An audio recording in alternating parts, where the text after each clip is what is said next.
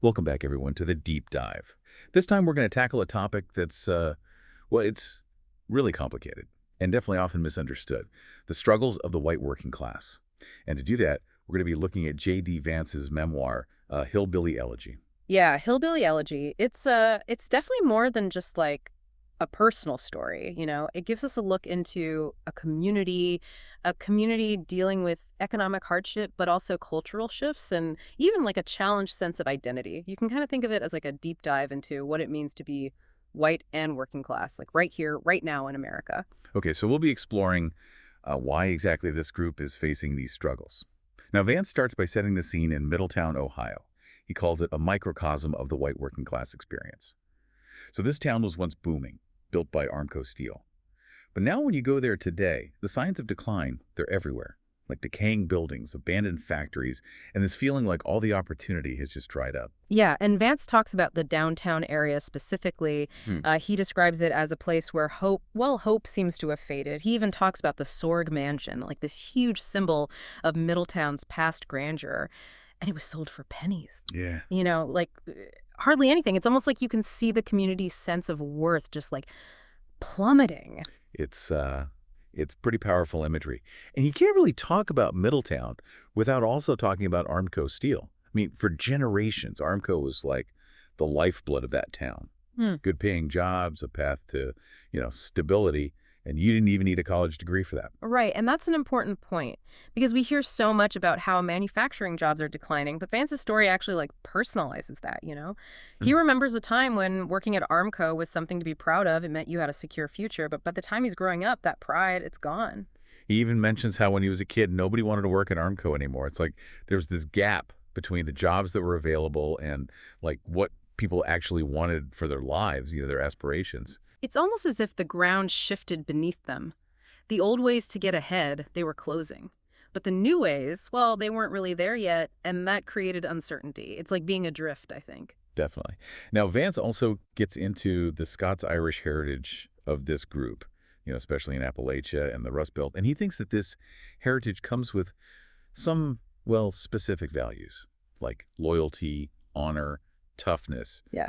But also a tendency toward violence. He describes it as almost like a cultural inheritance. Yeah, and what's interesting is how Vance connects this heritage to the challenges that the white working class is facing today. He argues that these values, while good in some ways, can also hold people back in a world that's, changing so quickly. He talks about growing up in a world where, you had to fight for your family, where, outbursts and fights, physical fights were just normal. He gives you a really specific picture of the kind of environment he came from. It really makes you wonder about how those experiences end up like shaping you, right? How you see the world, how you react to hard times. Like how can you get by in a world that's so complex when you were raised with these ideas about honor and toughness and relying only on yourself? Exactly. And speaking of upbringing, Vance doesn't shy away from talking about his own family life and, how complicated it was. He describes it as chaotic, like unstable relationships, addiction, violence, basically everything that makes for an unstable childhood. Right. And he really describes his mother's struggles with addiction, and how the father figures in his life were always changing.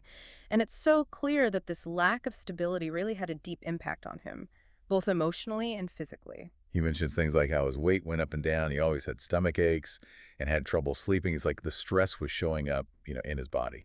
It really shows you that poverty and instability, it doesn't just impact you financially. It's your health, your well-being, even your ability to like function in the world. It's like carrying this invisible weight. It is. But in all this chaos, there's also love. Vance's mama, his grandmother, she's like an anchor in his life. She's tough, sure, and she has her flaws, but she provides this kind of stability that he doesn't have anywhere else. Mama represents something really strong. It's that resilience of family, that ability to find strength and support in a community, even when things are really broken. That's true. Now, Vance also talks about the kind of conflicting messages he got about work growing up. On the one hand, hard work, pulling yourself up by your bootstraps, that was huge. That's the American dream, right? If you just work hard enough, you can succeed. Exactly. But at the same time, he saw a lot of people people around him taking advantage of the system, living off government assistance. And that can create resentment, this feeling of, wait, it's not fair. Why am I struggling when they're getting a free pass? It's like a tension within the community, this tension between hard work and the reality that the system might actually be working against you. Vance even talks about working at a grocery store and seeing people using food stamps to buy, luxury items. He was angry, felt cheated by the system. It's such a visceral reaction, and I think it gets to the core of the disconnect Vance is describing. It's not just about being poor. It's about feeling like the rules don't apply equally to everyone, like there's no justice in it. Right. And yet, even with all of that, education was still seen as, a way out. Vance's mama especially, she really pushed him towards college. She got it. She understood that education could be a path to a better life, a way to break free from just poverty, period. She even told him that if he had a college degree, he could have his weekends off and spend them with his family. It's almost like she saw education as a way to get time back, to have a life outside of just working to survive. That's such a wise thing for her to say. She saw that success isn't just about money. It's about having the choice of how to spend your time, to be with the people you care about. It's a good point. But going to college wasn't easy for Vance. He talks about how hard it was just to figure out the application process, how overwhelming all those financial aid forms were. That right there, that's a systemic issue. So many students from disadvantaged backgrounds just don't have the access or the guidance they need. It's not just about wanting a better life. It's about knowing how to get there. Yeah. And facing all these challenges, Vance decides to do something that changes his whole life. He joins the Marines. This is a huge moment in his story. For Vance, the Marines are more than just a job. They represent structure, discipline, and a way to finally get some financial stability. It's like he's trying to hit a reset button to break free from the chaos of his, of his past. He talks about how the Marines made him self-reliant, made him believe in himself and what he could do. He goes through intense training, pushes himself to his limits, and along the way, he finds this strength he never knew he had. It's that classic transformation, through facing hard times. The Marines are like this test for Vance. They force him to see his weaknesses and come out stronger. But it's important to see that Vance isn't romanticizing the military. He knows how hard it is, how intense, but he also knows that it gave him the tools he needed to succeed. And after the Marines, Vance sets his sights on a whole new challenge: Yale Law School. Talk about a culture shock. He goes from this strict military world to one of the most elite schools in the world. Right, and that's where the differences, like the social and cultural differences, they really hit you in the face. Vance talks about feeling like he just didn't belong, like he was suddenly trying to speak a language he didn't know. He shares some stories that really show you how uncomfortable he felt. He talks about cleaning up this chicken joint after everyone else just left, without a second thought. And it was just him and one other classmate, someone else from a working class background, who stayed to help. It's these small moments that really show you how divided we are as a society. And it goes beyond just feeling out of place, too. Suddenly, Vance is in this world with completely different roles, where success isn't just about hard work and talent. He's running headfirst into this thing called cultural capital. He even talks about this awkward dinner he had with some law firm recruiters. Yeah. He felt so out of his element. He wasn't sure of the unspoken rules, the social cues of this new world he was in. It's almost like he's having to learn a whole new language, trying to figure out how to succeed in this elite environment. And that's what so many people from working class backgrounds face. They might have the brains and the drive, but they don't have that cultural capital, the thing that people from more privileged backgrounds just take for granted. So here's Vance at Yale. He's achieving what many people would say is the American dream. But his story doesn't end there. It's just the beginning. Because even though he's achieved so much, Vance is honest about how much his past still affect him, those invisible scars from all that trauma. He might be successful on the outside, but he's still fighting his own demons. And that's why Hillbilly Elegy is so powerful and insightful. It's not just about one person succeeding. It's a real exploration of class, culture, and identity in America today. It makes us look past easy explanations and really grapple with the deeper forces that shape us, shape our communities. And what's really striking, is that Vance doesn't try to hide the darker side of his upbringing, things that, a lot of people wouldn't want to talk about. You're right. He's really honest about the things that just keep happening, Yeah. The bad stuff that keeps going on in this community, the drugs, the violence, the lack of, taking responsibility for your own actions. And he talks about this deep mistrust of institutions, like especially the media. A lot of people in his community just think mainstream news is biased or even fake, you know? Yeah. So they turn to conspiracy theories and, well, other sources of information. Which is, well, it's kind of dangerous, right? Because then it's even harder to talk about solutions, about how to fix the problems, the root causes of all this. Exactly. It's like everyone's trapped in their own echo chamber. They only hear what they want to hear, so their own beliefs just get stronger, even if those beliefs are wrong or even harmful. Vance also talks about how in this culture, toughness and violence are seen as, well, good things. He even talks about reading this article in the New York Times about a violent feud, and it involved his ancestors. And he felt proud. That's really interesting. It's like this idea of the hillbilly being this tough guy, someone who never backs down from a fight. It's almost romantic. But it also shows you that maybe they're not seeing the whole picture. Like maybe there are better ways to deal with conflict, you know? It goes back to this conflict between wanting a better life but being scared of losing who you are culturally. Vance talks about how he felt like a traitor for going to Yale, for succeeding in a world that felt so different from his own. It's this constant push and pull. You want to move up in the world, but you're also afraid to leave behind your roots, to become someone you don't recognize anymore. Yeah. He even says he felt weird taking a friend from Yale to Cracker Barrel, a place he loved growing up. It's like he was seeing his own culture through the eyes of his new social class, and he felt ashamed. Which I think gets at this idea of internalized classism, like thinking that certain things are just worse or less sophisticated because they're associated with being lower class. It is. And Vance also points out this disconnect between the idea of hard work and what's really happening. Kids are told to work hard, but they see people working the system living off the government. And that makes them think, wait, the rules don't apply to everyone. And that feeling of being cheated, it can be so damaging. It leads to resentment.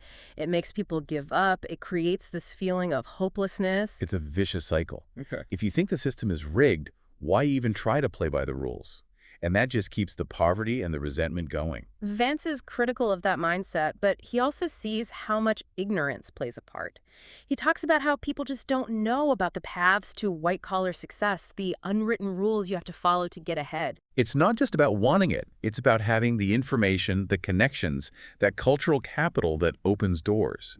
And that's something that's often missing in these communities. He even says that he didn't know how to multiply in elementary school. And another kid in his class from a more privileged background was already way ahead. It shows you how unequal education can be, how some kids just aren't exposed to the same opportunities. That's true. And Vance's story also shows us how long trauma can last. He's accomplished so much, but he's still open about his struggles with anger and mistrust, and how it all goes back to his chaotic childhood. That's such an important point. It challenges this idea that you can just pull yourself up by your bootstraps and everything will be fine. Trauma sticks with you. It leaves scars. Sometimes you can see them, sometimes you can't. And those scars change how you act and how you see the world. Vance is really open about going to therapy and how it's helped him understand and deal with his past. It takes a lot of courage to talk about that stuff, especially coming from a culture where mental health is often seen as a weakness. Definitely. But even with all the challenges, Vance also sees the good things about his community, the toughness, the loyalty, the strong sense of family. It's a mixed bag, you know, full of contradictions. There's this strong feeling of community, of looking out for each other. But there's also this insularity, this distrust of anyone who's not from there, which can make it hard to break out of the cycle. He even says that this community tends to react to bad situations in the worst way possible. He calls it a culture that encourages things to fall apart instead of getting better. That's a hard truth, but it's an important one. Vance is basically holding up a mirror to his own community, asking them to see how they might be contributing to their own problems. But in the end, Vance's story is about overcoming, about beating the odds. He says that the Marines taught him discipline and how to rely on himself. They gave him a sense of purpose. It's like he found a way to use his energy to find structure and meaning in a world that felt out of control. And he talks about how important mentors were, especially his relationship with Amy Chua, one of his professors at Yale. She gave him amazing advice, both professionally and personally. She saw his potential and helped him figure out this new world. Which shows you that getting ahead isn't just about working hard. It's about having access to resources, connections, people who can open doors and show you the way. Vance's story isn't a simple rags to riches story. It's messy, it's complicated, but ultimately it's a hopeful journey of a man trying to understand his past and find his place in the world. It's a story that a lot of people can relate to, especially those who feel like they're caught between two worlds, trying to balance where they come from with where they want to go. And that brings us back to what we started talking about, understanding the struggles of the white working class. We've seen how economics, culture, and personal experiences all shape their lives. But Vance's story also reminds us that we need to look past stereotypes and see how complex this community really is. They're resilient, they're strong, they have a deep sense of family and community. But there's also pain, there's struggle, and there's a real need for things to change. And as we move into the last part of our deep dive, I want to ask you, what's really stood out to you so far? What are your thoughts on all the complexities Vance talks about and the challenges this community is facing? It's been quite a journey, you know? Going through Vance's world like this, his story, been with so many questions about who we are, about the chances we get, even about like what the American dream really means. It really does. And as we wrap things up, I think it's important to remember that Hillbilly Elegy isn't just like a personal story. It's Vance's way of talking about society. He's really wrestling with some big questions about his community, about what the future holds for the white working class. One of the biggest questions he asks is like, can you really move up in the world without losing who you are culturally? He talks about how when you climb the social ladder, you have to change your lifestyle, you know, adopt different values, act differently. And he's honest about how hard that is emotionally. He felt like he was betraying his roots by becoming successful, by leaving behind the world who knew. It's a struggle that I think a lot of people who, moved up in the world can understand. It makes you question this idea that success is all about individual effort. Vance's story shows that where you come from, your community, it shapes you. And sometimes becoming successful can feel like you're turning your back on all that. He even talks about how his own father told him he should, get this, pretended to be black or liberal on his Yale Law School application. It shows you how cynical and distrustful people in his community are towards institutions. They think the system is rigged, and they're not wrong, It is rigged in a lot of ways. And that brings up a bigger question, like how do we make things fairer? How do we create a society where success isn't about one person winning and everyone else losing, where people don't feel like they have to choose between who they are and what they want to achieve? Vance says that, public policy can help create opportunities, but he also thinks it comes down to individual choices, to taking advantage of what's available to you. He's not letting anyone off the hook. He wants both individuals and, the powers that be to take responsibility, to see the obstacles that are in place and work to level the playing field. Now, he's not just talking about the economy. He's talking about cultural changes, about dealing with the underlying issues like the distrust, the resentment, the lack of hope, all the things that are holding his community back. Yeah, he talks about the need to rebuild that sense of community, that feeling of shared responsibility, to break out of the cycles that keep people stuck. He even points to examples of people in his own family who've overcome incredible odds, like his cousin Gail, who built a successful life despite going through so much. She shows that positive change is possible, even when it seems impossible. Gail's story gives you hope. It shows that second chances are real, that you can turn your life around even after making mistakes. It's proof that people can find the strength to keep going, to find hope even in the darkest times. So as we finish our deep dive into Hillbilly Elegy, I want to bring back that question we asked before. What can you do in your own life to make a difference? It doesn't have to be something huge. Maybe you volunteer in your community, mentor a young person, or even just really listen to someone from a different background. Vance's story shows us how important empathy is. If we want a fairer, more just society, we need to understand the complexities of class and culture. It's about seeing each other as human beings, bridging the gaps that divide us, working together so everyone has a chance to thrive no matter where they come from or what their background is. Hillbilly Elegy is a powerful, thought-provoking book, and I think everyone should read it. It's a story that stays with you, makes you think, and hopefully inspires you to act. Thanks for joining us on this deep dive. Until next time, keep learning, keep asking questions, and keep the conversation going.